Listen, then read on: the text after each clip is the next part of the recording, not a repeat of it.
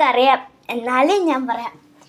Hello guys, ഇത് നമ്മൾ north Indian രീതിയിലുള്ള മാങ്ങാച്ചാറാണ് ഉണ്ടാക്കുന്നത്. അപ്പോൾ നാളത്തെ ഓണത്തിന് വേണ്ടിയിട്ടാണ് ഉണ്ടാക്കുന്നത്. ഒരു ടേസ്റ്റ്, ഒരു വെറൈറ്റിക്ക് വേണ്ടിയിട്ടാണ്.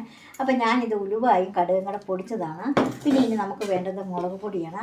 മുളക് പൊടിയും കുറച്ച് മുളക് പൊടിയും വേണം. ഇത് കുറച്ച് മാങ്ങയേ ഉള്ളൂ, ആകെ 2 മാങ്ങയേ ഉള്ളൂ. നമുക്ക് നാളെ ഒരു ദിവസത്തേക്ക് വേണ്ടിയിട്ട് മാത്രമാണ് നമ്മൾ ചെയ്യുന്നത്. പിന്നെ ഇച്ചിരി ഉപ്പും കൂടെ മതിയേ. അപ്പോൾ ഇതും ഉപ്പ് വെള്ളമാണ് ഞാൻ ഒഴിച്ചിരിക്കുന്നത്. എന്നിട്ട് 2 നന്നായിട്ട് മിക്സ് ചെയ്യുക. നന്നായിട്ട് മിക്സ് ചെയ്ത് കഴിഞ്ഞിട്ട് നോക്കുക. ഇതുണ്ടോ, ഇതിപ്പോൾ അച്ചാർ റെഡിയായി.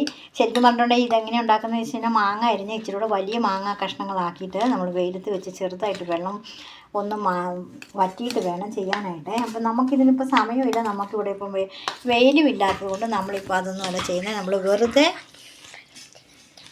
നമ്മൾ വെറുതെ ചെയ്യുകയാണ് ചെയ്യുന്നത്.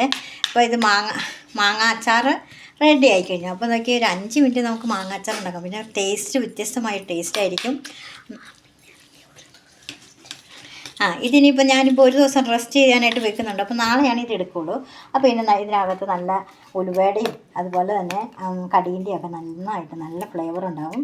പിന്നെ നമുക്ക് ഇത് ചൂടാക്കുകയൊന്നും വേണ്ട. വേണമെങ്കിൽ നമുക്ക് കുറച്ച് ദിവസം വെച്ചിട്ടെടുത്തിട്ടുണ്ടെങ്കിൽ കുറച്ചുകൂടി ടേസ്റ്റ് ആയിരിക്കും. എന്താണേലും നിങ്ങളൊന്ന് ട്രൈ ചെയ്ത് നോക്കട്ടോ. ഈ പ്രാവശ്യത്തെ ഓണത്തിന് നിങ്ങൾ ഇതുപോലത്തെ ഒരു അച്ചാറിട്ടൊന്ന് ടേസ്റ്റ് ചെയ്ത് നോക്കട്ടോ. ഞങ്ങൾക്കിവിടെ മുളകൊക്കെ തീരെ കുറച്ച് മതി, അതുകൊണ്ടാണ് ഞാൻ കുറച്ച് മുളകിട്ടത് കേട്ടോ. ഓക്കേ, അപ്പോൾ സൂപ്പർ ആട്ടോ, എല്ലാവരും ഒന്ന് ട്രൈ ചെയ്ത് നോക്കുക. അടിപൊളിയാണ്, കുറച്ച് ഐറ്റംസ് മതി.